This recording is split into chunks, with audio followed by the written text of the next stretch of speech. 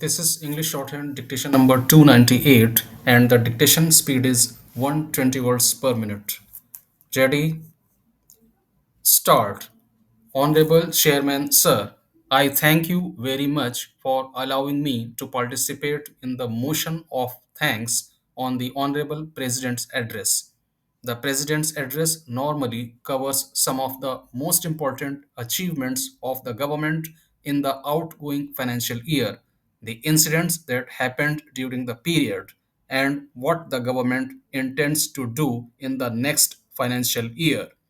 I must say that this address does not focus on what the government intends to do in the ensuing financial year. The president's address is just like a progress report of a student for the parents to vouch for their child. When this government came to power in the year 2014, it had assured the nation that the crime against women will be minimized. But what happened was that the crime against women has been steadily increasing since then. It is going on unabated, and according to the National Crime Records Bureau, crime against women is happening the most in the state of Uttar Pradesh, where there is double engine government.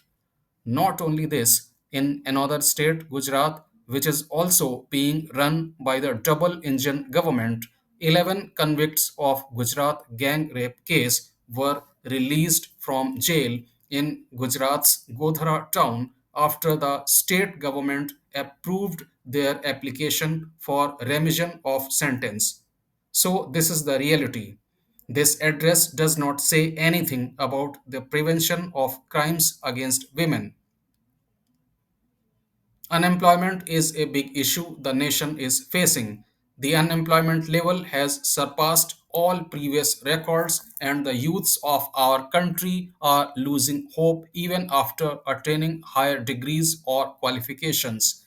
The unemployment rate in urban areas increased to 10% in December 2022. It is predicted to rise in the next few years. The wrong implementation of GST and demonetization forced closure of job creating avenues, which made our youths roam here and there in search of jobs. But the president's address says nothing on the creation of jobs. India is considered as a nation of youths, and if their hope is shattered, it will be a very shameful thing. The country has been witnessing continued increase in the price of all essential commodities, and the poorer section of our population is mostly affected on this account. A reduced income due to reduction in jobs on one side and high cost of all essential commodities on the other have made the life of the poor miserable, and the president's address does not show any concern towards them. Prices of petrol and diesel have nearly doubled since the year 2014, whereas the international price of crude oil has decreased. The reduced international price of crude oil has no bearing effect on the prices at which petrol and diesel are being sold in India. The present record price on diesel has led to an increase in the cost of all essential commodities. In the case of cooking gas, the price has been tripled to nearly rupees 1200 per cylinder, whereas the same was available at rupees 400 or so when the UPA government was there till May 2014. Due to this exorbitant cost of cooking gas, the households are facing acute problems and are unable to make both ends meet. Even the beneficiaries of Ujjwala scheme were not able to refill the cylinders, but they find no mention in the president's address. The farmers of our nation have been demanding guaranteed minimum support price for their produce.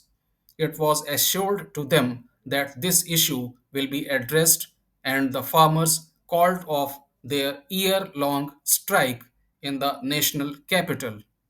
But these farmers now feel that they have been cheated and the government has gone back on its promise. Their demand for guaranteed minimum support price was based on the fact that the cost of all input materials and the labor charges has gone up drastically, and there is even a proposal to withdraw or reduce subsidy on fertilizer due to budget deficit as well as international pressures. Therefore, the farmers fear that the cost of farming will go up to a level which cannot be affordable for small and marginal farmers. But in this address, there has been no mention of guaranteed minimum support price except setting up of farmer producer organizations.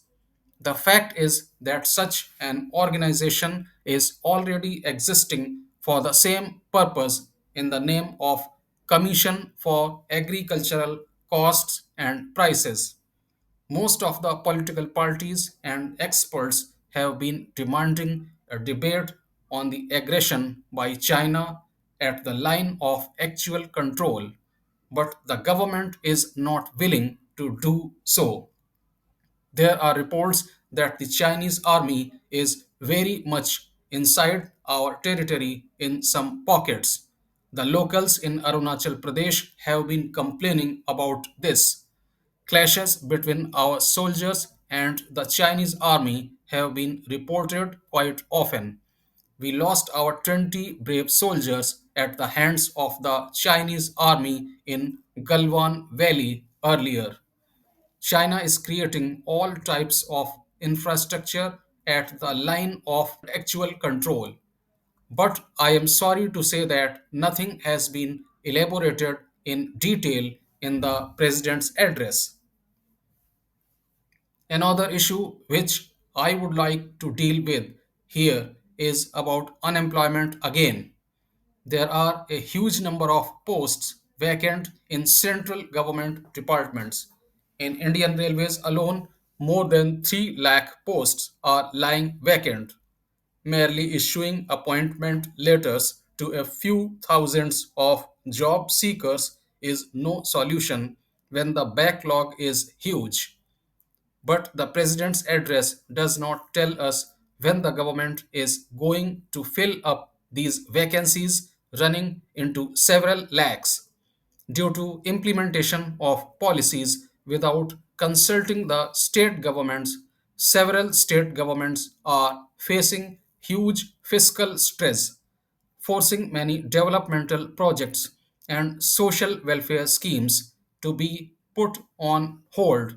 But at the same time, the states are not allowed to borrow money beyond a limit.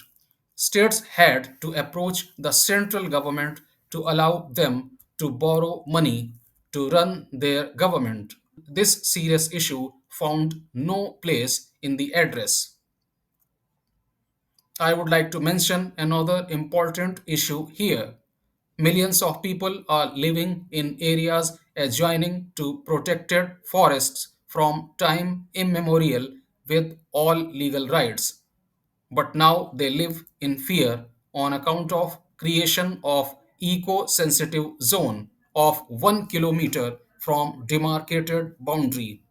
These people are saying that the 1 kilometer criteria will make them homeless, and small business establishments that are providing livelihood for them will also be shut down.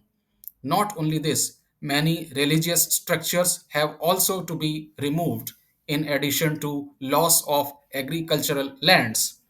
However, no mention has been made in the president's address about this serious issue.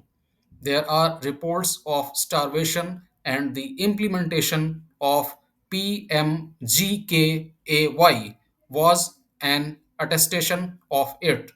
Merely distributing a few kilograms of food grains cannot eradicate poverty. The government has to take some steps to ensure the prosperity of the poorer section, which is a huge part of our population, but the president's address has no mention of it.